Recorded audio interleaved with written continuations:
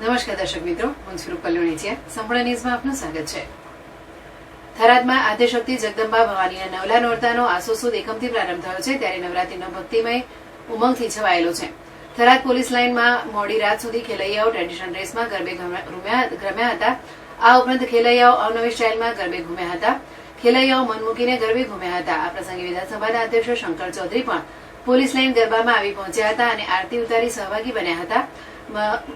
આદ્યશક્તિ માં જગતજનીની આરાધના નોરતા ચાલી રહ્યા છે, ત્યારે થરાદ પોલીસ લાઇન ખાતે પણ ગરબાનું આયોજન કરવામાં આવ્યું હતું. ત્યારે ગુજરાત વિધાનસભા અધ્યક્ષ શંકર ચૌધરી પોલીસ લાઇન ખાતે ઉપસ્થિત રહ્યા હતા અને મા જગદંબાની આરતી ઉતારી આરાધના કરી હતી. થરાદના વિવિધ ગરબા સ્થળે પણ શંકર ચૌધરીએ મુલાકાત કરી માતાજીની આરાધના કરી હતી.